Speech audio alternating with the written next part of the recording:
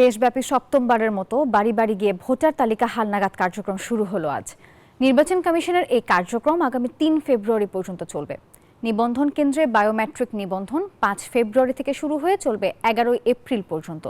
যাদের জন্ম ২০০৮ সালের ১ জানুয়ারি কিংবা তার আগে শুধু তাদের তথ্যই সংগ্রহ করা হবে। প্রতিনিধিদের তথ্য ও চিত্র দেখুন ডেস্ক রিপোর্ট।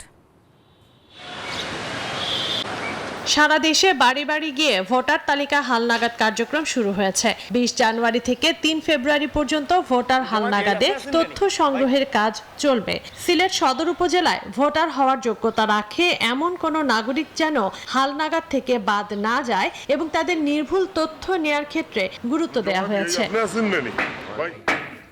রাজশাহীতেও ভোটার তালিকা হালনাগাদ শুরু হয়েছে। এবারে ২০০৮ সালের ১ জানুয়ারি পর্যন্ত জন্ম নেওয়া নাগরিকরা ভোটার তালিকায় অন্তর্ভুক্ত হতে পারবেন। এছাড়া মৃতদের ভোটার তালিকা থেকে বাদ দেওয়া হবে। আমাদের ৫ ফেব্রুয়ারি থেকে সংশ্লিষ্ট ইউনিয়ন পরিষদ কিংবা একটা ভালো কোনো স্কুল কলেজে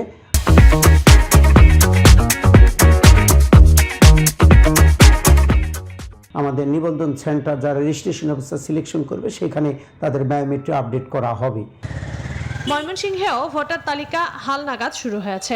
জেলার ১৩ উপজেলায় ২,০০০-এর বেশি লোক নিয়োগ করা হয়েছে। পুরো জেলায় প্রায় ৫ ভাগ ভোটার বাড়বে বলে ধারণা করছে ময়মনসিংহ জেলার নির্বাচন কর্মকর্তা। এই তথ্য সংগ্রহের যে বিভিন্ন রকম ফরম, রেজিস্টার এবং অন্যান্য মালামাল তাদেরকে আমরা সরবরাহ করেছি এবং তারা আজকে থেকে তারা তথ্য সংগ্রহের কার্যক্রম মাঠে শুরু করে দিয়েছেন। বরিশালেও শুরু হয়েছে ভোটার হালনাগাদ কাজ। নির্বাচন কমিশন কর্তৃক নিয়োজিত ৯৯৭ জন তথ্য সংগ্রহ কর্মী এবং ২২৫ জন সুপারভাইজার তথ্য কর্মকর্তারা বাড়ি বাড়ি গিয়ে তথ্য সংগ্রহ, যাচাই বাছাই শেষে নতুন ভোটার অন্তর্ভুক্তি এবং মৃত ব্যক্তির নাম ভোটার তালিকা থেকে বাদ দেওয়ার কাজ করছেন। Desk report, news 24।